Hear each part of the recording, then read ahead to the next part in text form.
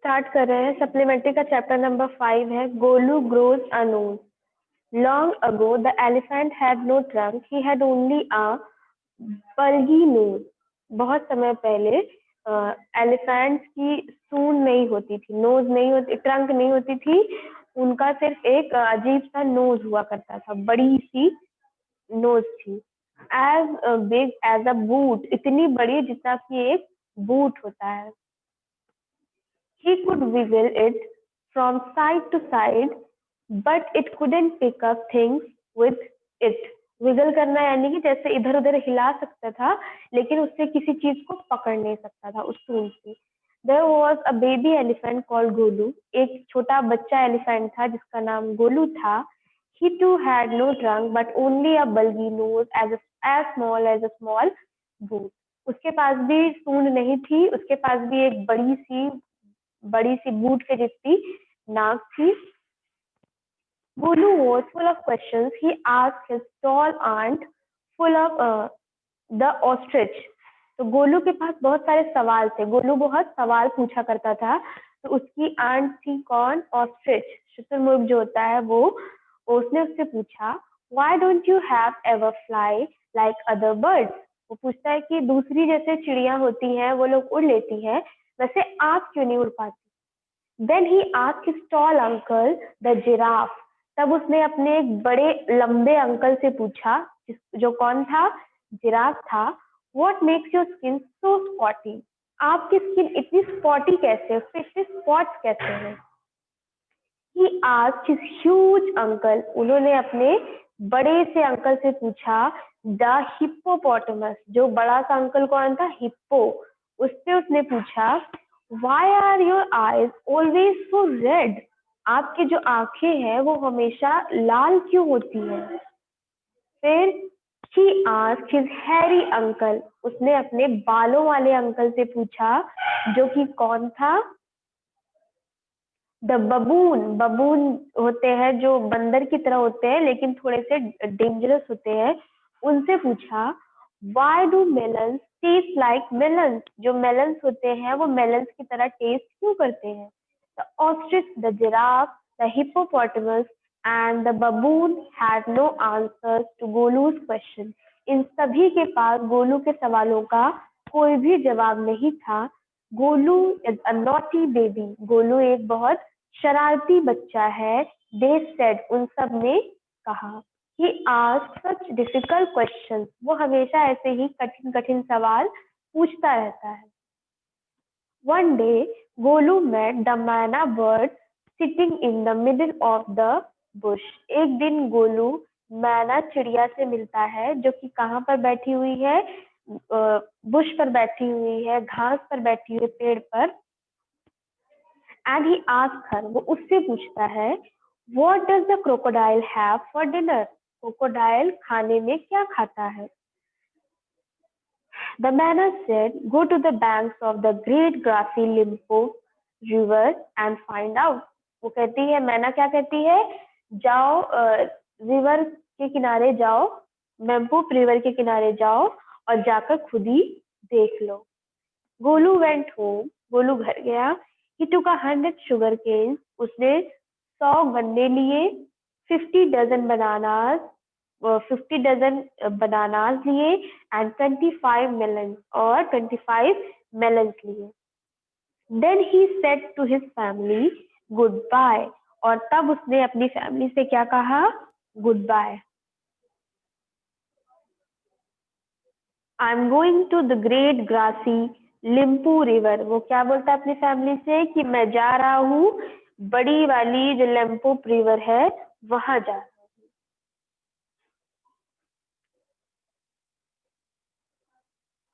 I'll find out what the crocodile has for dinner। मैं पता लगाऊंगा कि क्रोकोडाइल डिनर में क्या खाते हैं।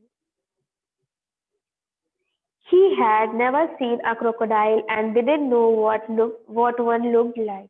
उसने कभी भी क्रोकोडाइल्स नहीं देखे थे और वो नहीं जानता था कि क्रोकोडाइल कैसे दिखते हैं। He met a python and asked him। वो एक अजगर से मिलता है और उससे पूछता है Have you ever seen a crocodile? क्या तुमने कभी भी क्रोकोडाइल को देखा है? What does he look like? वो दिखता कैसे है? What does he have for dinner? वो खाने में क्या खाता है? The python uncoiled himself from the branch of a tree but said nothing. अनकॉइल करना यानी कि जो वो ब्रांच को लपेटे हुआ था उसने उसको खोला और लेकिन उसने कुछ कहा नहीं. Golu politely help him to coil around the branch again and said goodbye to him. Golu ने बहुत प्यार से उसकी हेल्प करी, फिर से उसको ब्रांच पे गोल गोल घुमा दिया और वहां से गुड बाय बोलकर चला गया. Golu moved on eating sugarcane bananas and. Golu जा रहा है और क्या खा रहा है? शुगर केन, बनाना और melon. After a few days, he reached the very edge of the great grassy Limpopo River. कुछ दिनों बाद वो बड़ी वाली जो रिवर है लिम्पोपो वहां पर पहुंच गया. On the bank of the river, he saw a log of wood. River bank के पास उसने ढेर सारी लकड़ियां देखी. It was really the crocodile who winked at him. लेकिन वो कौन था? वो क्रोकोडाइल था जिसने उसको विंक किया, पलके झपकाए, उसको देखा. Excuse me, said Golu, have you ever seen a crocodile? वो क्रोकोडाइल से पूछता है कि क्या आपने कभी क्रोकोडाइल देखा है? The crocodile winked again and lifted half his tail out of the mud. उसने फिर से उसको आंखों से देखा और अपनी जो टेल थी उसको थोड़ा सा हिलाया. Come here, little one, said the crocodile. Crocodile ने कहा, बच्चे इधर आओ. Why do you ask such questions? आप ऐसा सवाल क्यों पूछ रहे हो? I want to know. मैं जानना चाहता हूँ. Come close, little one, for I am the crocodile. मेरे पास आओ बेटा, मैं ही crocodile हूँ. And he shed crocodile tears to show it was quite true. और उसने अपने मगरमच्छ के आंसू गिरा दिए ताकि गोलू को यकीन हो जाए कि वो क्रोकोडाइल ही है. Golu was afraid. गोलू डरा हुआ है. But he sat down on the bank and said, "You are the very person I was looking for." वो डरा हुआ है लेकिन फिर भी वो नदी के किनारे बैठता है और क्या कहता है? तुम ही वो हो जिसे मैं ढूंढ रहा था. Please tell me what you have for dinner. Please मुझे बताओ कि तुम डिनर में क्या खाते हो. Come here little one and I whisper the answer to you said the crocodile. उसने कहा, बेटा मेरे पास आओ, मैं विस्पर यानी कि तुम्हारे कान में धीरे से बताऊंगा कि उसका आंसर क्या है. Golu put his head down close to the crocodile's snout and the crocodile caught him by the nose. Golu ने अपना जैसे ही सर उसके पास झुकाया वैसे ही क्रोकोडाइल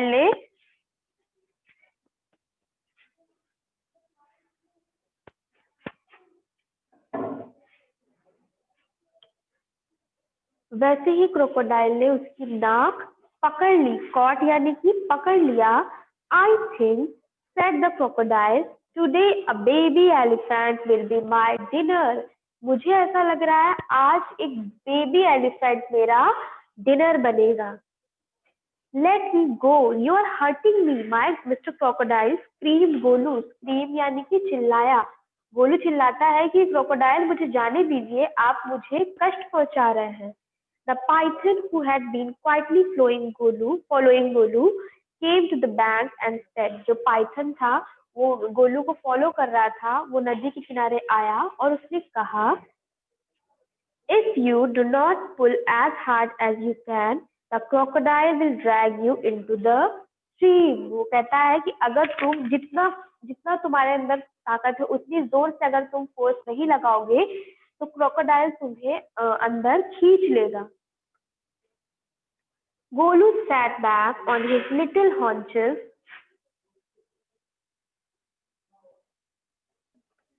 तो नदी के किनारे जो स्पेस था वहां पर गोलू बैठता है और वो पुल्ड एंड पुल्ड, वो अपने आप को खींचता है और खींचता है. The crocodile slipped into the water, making it all creamy with great sweeps of his tail. जो क्रोकोडाइल है वो पानी में चला गया और अपने पूंछ को ऐसे हिला रहा है कि पानी में एकदम कुछ दिखाई नहीं दे रहा है. And he also pulled and pull, और वो भी एकदम उसको जोर से खींचे जा रहा है.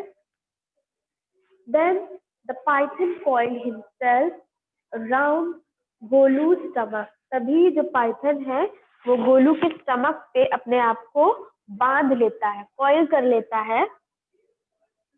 एंड सेड, और कहता है लेट्स पुल हार्डर. वो कहता है चलो और जोर लगाया जाए. Golu dug in all his 4 legs. Golu dug यानी कि जो मिट्टी है वहां पे अपने पूरे चारों पैरों को अंदर कर लेता है, फंसा लेता है in the mud and pulled, और खींचता है. The nose kept on stretching, और जो उसकी नाक है वो खिंचती जा रही थी. क्रोकोडाइल ने उसकी नोज पकड़ रखी है. दोनों जब जोर लगा रहे तो उसकी नोज जो है वो खिंच रही है. At each pull, the nose grew longer and longer and it hurt Golu. हर बार जब जोर लगाया जा रहा है तो उसकी जो नोज है वो स्ट्रेच होती जा रही है और लंबी होती जा रही है और गोलू को हर्ट हो रहा है, दर्द हो रहा है. The nose was now 5 feet long. अब जो नोज है वो 5 feet लॉन्ग हो गई है. But it was free at last. लेकिन लास्ट में क्या होता है, वो फ्री हो जाती है, छूट जाती है. Golu sat down with his nose wrapped up in a big banana leaf and hung it in the great grassy Limpopo river to cool. Golu जो है वो अपने नोज को बड़े बनाना लीव में रैप कर लेता है और वहां पर बैठ जाता है लिम्पोपो रिवर के पास, ताकि वो थोड़ा सा शांत हो सके.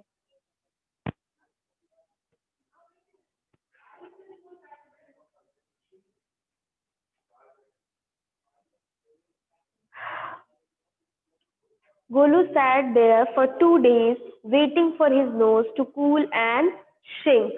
गोलू वहां पर 2 दिनों तक बैठा रहा. श्रिंक यानी कि छोटा हो जाना.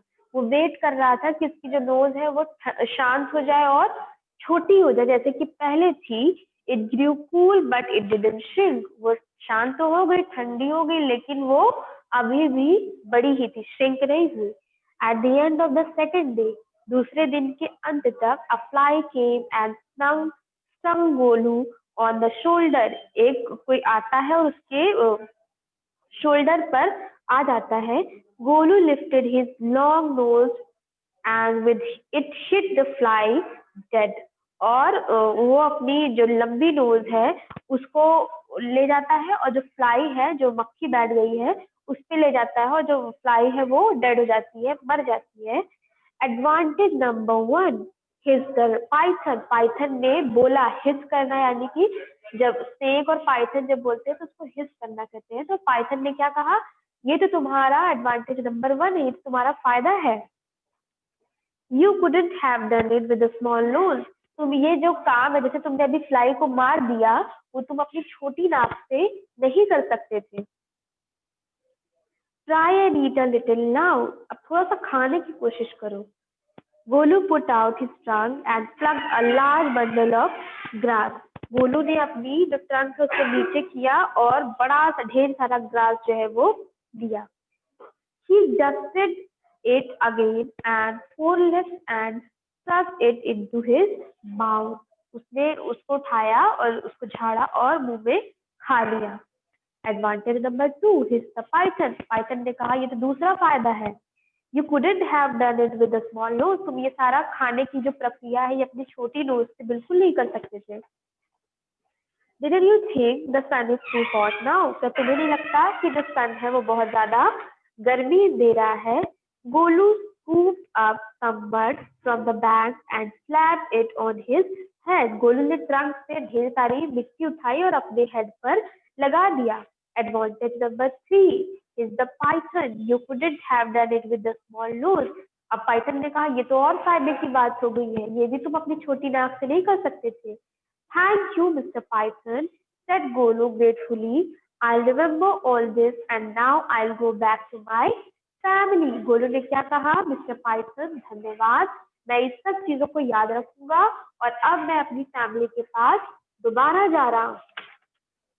तो ये जो चैप्टर आपका सप्लीमेंट्री का भी एंड होता है. अब नेक्स्ट क्लास में हम लोग ग्रामर पढ़ेंगे. तो सब लोग ग्रामर की बुक लाइए. Thank you students. Bye bye.